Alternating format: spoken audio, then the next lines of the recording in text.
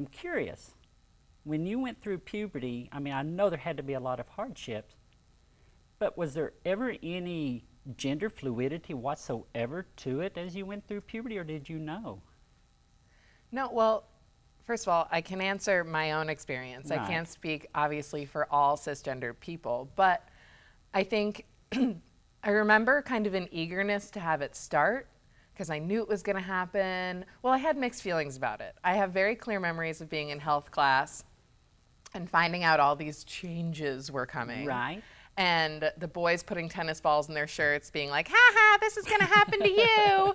And I was like, oh, what, why? But at the same time, I remember being like, anybody, are we here yet? And so, but when it started happening, then it was this crazy thing where like I was getting this attention that I wasn't expecting. And that part of it was probably the hardest part, along with like the physiological and hormonal changes that are just terrible. Right. But more than anything, I was like, I still feel like a kid, but my body is starting to attract attention that is more like a woman. Oh, wow. See, I know that when I went through my transition of puberty, because, I mean, that truly was a transition for me, was I went from this where I didn't really represent male or female yet, to where my body was saying, you're representing male. I had kind of the same reaction. People were complimenting me on things that were masculinizing in me, and I'm like, no, I don't want any of this to happen. It just was destroying me the whole time. And then I look at somebody else that's going through it from a cisgendered point of view, and if you're not sure what cisgendered means, it means where your brain and your body's gender align with each other.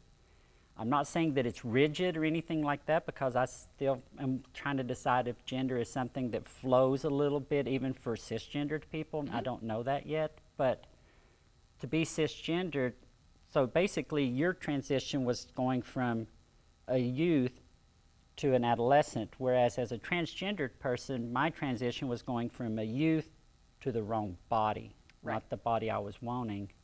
And that was very tough on me. It was very tough to watch all of the other girls develop. Yeah. You kept looking, when is this going to happen? I did too. But that never did happen. And I couldn't figure out how to make it happen. And then I would all of a sudden notice that the only things that I could control was my hair length. And there are some, you've seen, I have seen some of those wonderful amazing photos. The bowl haircut. Everybody, 70s bowl haircut, wear it proudly. Flawless. So that whole time, that was really the only way that I could safely express my gender, was to let my hair grow long. The problem with that was then my mother would threaten to come in and cut my hair at night when I was sleeping and things. So there was that side of it also. My family was glad that puberty was coming on to me, but they knew that I wasn't happy with that. And that's just something I can't imagine what it was like to just roll through it and it all worked the whole way, and I'm fascinated to hear it. When you say it like that, I'm like, God, it didn't feel like just rolling through. It felt like this crazy kind of like an undertow where you just get sucked in whether you're ready or not. But I also can't imagine the experience of feeling totally betrayed by my body. I remember resenting it at times, especially because I developed before some of the other girls. And so I was like ready, I was like waiting for it to happen, and then it happened, and there's this weird, so here's something you might not know about. There's this awkward transition, if you will, between when you switch from like training bras to regular bras. And so I remember, first of all, I didn't want anyone to know I was wearing a bra because I didn't think other girls were wearing them yet. So I made my mother traipse all around the mall with me, trying to find bras that didn't have adjustable straps so that that tiny little bump on the strap wouldn't show through my shirt. We finally found some, but I quickly grew out of them. So I needed to switch to a regular bra. So we went to Victoria's Secret, and I fit into a double A cup or something, which like shouldn't even be a bra.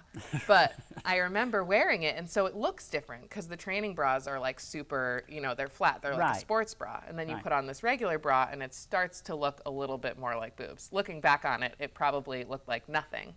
But middle school girls can be awful. And so some of my friends actually spread a rumor that I was stuffing my bra. And that rumor made it all around the middle school and to the other middle school. And I was absolutely mortified.